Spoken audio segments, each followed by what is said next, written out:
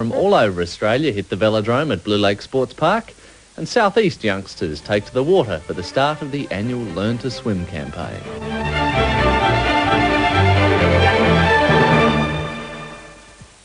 From all over Australia, we're in Mount Gambier at the weekend for the Amateur Cycling Club's biggest event of the year.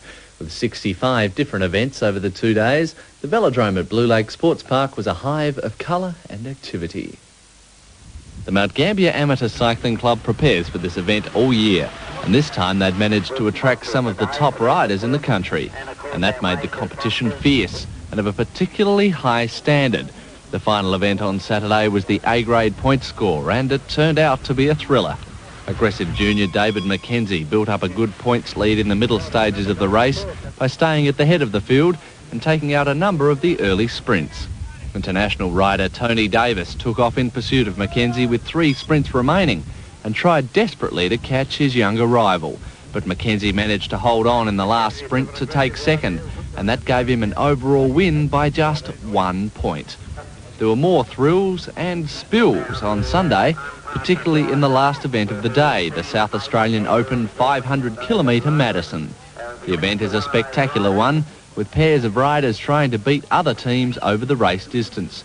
Brothers David and Stuart McKenzie attacked from the outset, trying to weaken the other teams. They had some opposition from Tony Davis and David Maltby in the early stages, but once they dealt with that challenge, the race was theirs.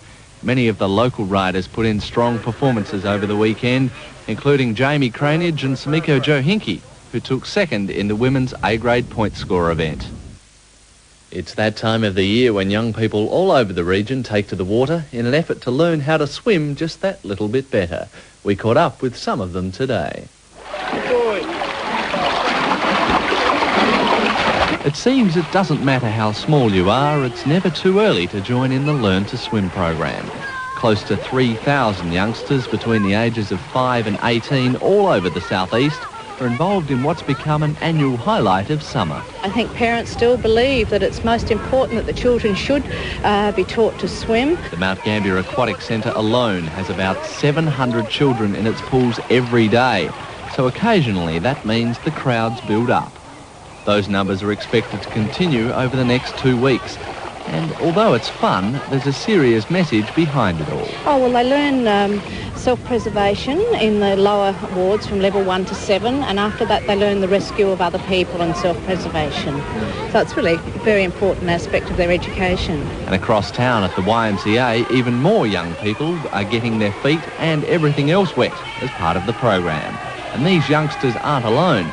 Hundreds of the region's children, as well as visitors, are learning to swim in almost every coastal town from Port Macdonald to Kingston. There's still places available in some of the programs for youngsters to pull on the bathers, saddle up a kickboard and head for the water. Finally tonight, the one-day cricket bug hit Mount Gambier on the weekend, but it wasn't quite of international standard.